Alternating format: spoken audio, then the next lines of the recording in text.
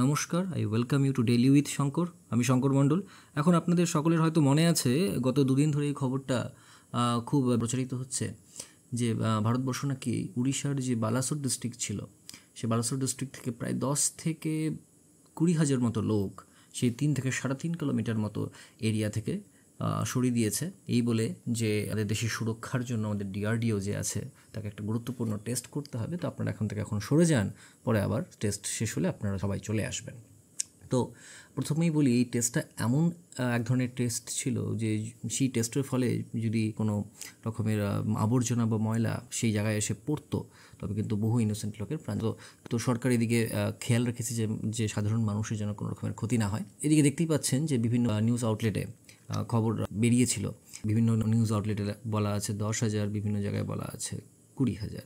তো এরকম 10 থেকে 20,000-এর মতো লোক সেই জায়গা থেকে সরিয়ে দেওয়া হয়। তো যখনই খবরটা আসে তখন সবাই ধরে ফেলেছিল যে কিছু একটা বড় তো টেস্ট এটা হতে চলেছে, কোনো সাধারণ টেস্ট নয়।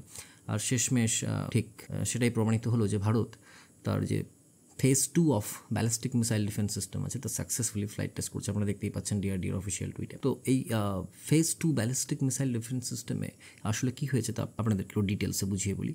তো এই টেস্টে ভারত প্রথমে একটা টার্গেট বা মিসাইল লঞ্চ করে, যেটা একদম এক ব্যালিস্টিক মিসাইলের মতোই ব্যবহার করছিল।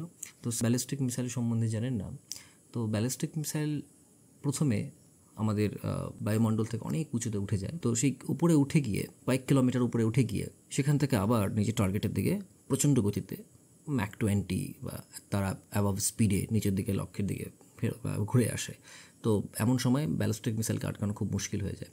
তো সেদিন আমাদের যে Indian phase 2 ballistic missile defence সিস্টেমের যে পরীক্ষা, সেটা সফলভাবে করা হয়েছে। প্রথমেই বলা হয়েছে যে মানুষের সেফটির দিকে ভারত সরকার গুরুত্বপূর্ণ নজর দিয়েছে, খুব ভালো দিক, এটা অবশ্যই দেওয়া উচিত। ভারত চেষ্টা করছে যে এই পরীক্ষার মাধ্যমে এক ব্যালিস্টিক মিসাইল ডিফেন্স সিস্টেম সম্পূর্ণভাবে তৈরি করা। হ্যাঁ, বলতে হবে যে ভারত এখনও 2024 সালেও সফল হয়নি সম্পূর্ণভাবে ইন্ডাক্ট করার। আমরা এখনও চেষ্টা করছি যে ভবিষ্যতে যদি কোনো দিন চীন বা অন্য কোনো শত্রু দেশ তাদের 5,000 কিলোমিটার বা তার বেশি রেঞ্জের কোনো ব্যালিস্টিক মিসাইল আমাদের উপর ছেড়ে দেয়, তো আমরা যেন সেটাকে ভবিষ্যতে আমাদের দেশের উপর পড়া থেকে বাঁচাতে পারি। খুবই দুর্ভাগ্যজনক খবর যে আমরা 2024 সাল পর্যন্ত এখনও পর্যন্ত ব্যালিস্টিক মিসাইল ডিফেন্স সিস্টেম পুরোপুরিভাবে ইন্ডাক্ট করতে পারিনি। তো আপনাদের মনে একটা প্রশ্ন আসতে পারে, ওয়েট, আমরা তো S-400 সিস্টেম রাশিয়া থেকে কিনেছি, তারা তো কোনো ঝামেলাই থাকার কথা নয়, তাই না? তো ব্যাপারটা বুঝিয়ে বলি অত্যন্ত ডিটেলসে। সাপোজ কোনো শত্রু দেশ, ধরুন চীন, বেজিং থেকে বা সাংহাই থেকে বা যে কোনো জায়গা থেকে হোক, কোনো মিসাইল ছাড়লো, আমাদের প্রথম টার্গেট হবে যে আমাদের যে ব্যালিস্টিক মিসাইল ডিফেন্স সিস্টেম আছে সেটাই যেন আমাদের প্রথম লাইন অফ ডিফেন্স হওয়া উচিত। সেটাই আমাদের সেই টার্গেটকে নষ্ট করে ফেলে দেবে। বাই চান্স কোনো কারণে যদি সেটা অসফল হয়, তারপর রয়েছে S-400 মিসাইল ডিফেন্স সিস্টেম। সেটা যদি অসফল হয়, তারপরে রয়েছে আরও মিডিয়াম টু শর্ট রেঞ্জের বিভিন্ন এয়ার ডিফেন্স সিস্টেম, যেমন QRSAM, XRSAM এবং আকাশ।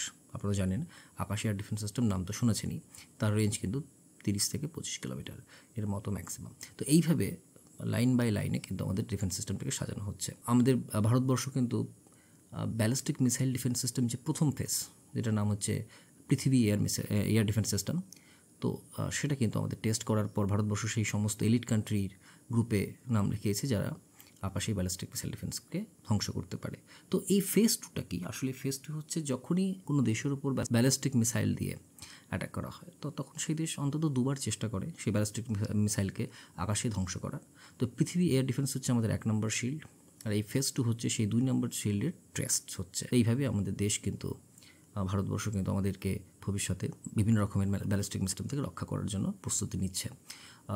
বর্তমানে কিন্তু চায়নার কাছে, রাশিয়ার কাছে, US-এর কাছে, এমনকি ইসরায়েলের কাছেও ব্যালিস্টিক মিসাইল ডিফেন্স সিস্টেম রয়েছে। তো এখন যদি আপনি জিজ্ঞেস করেন যে ব্যালিস্টিক মিসাইল ডিফেন্স সিস্টেম কি 100% অ্যাকিউরেট, এমনটা নয়, তাহলে আমরা অগ্নি, পৃথিবী এই সমস্ত মিসাইল কেন বানাতাম, তাই না? নিশ্চয়ই মিসাইলের একটা গুরুত্ব আছে। তো যে কোনো ডিফেন্স সিস্টেমই বাউন্ড টু ফেইল, অনেকগুলো ম্যানমেড। আপনারা দেখতেই পাচ্ছেন যে হামাস ও ইসরায়েলের যুদ্ধে ইসরায়েলের আয়রন ডোম যেটা আছে সেটা তো বহুবার ফেল হয়েছে।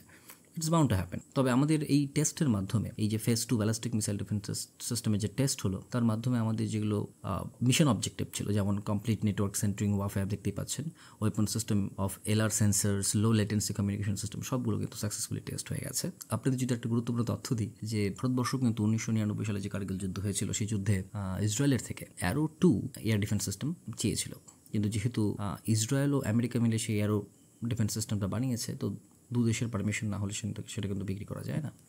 তো ইসরায়েল রাজি হওয়া সত্ত্বেও আমেরিকা শেষ পর্যন্ত ভিটো প্রয়োগ করে সেটাকে বিক্রি করতে নিষেধ করে দেয়।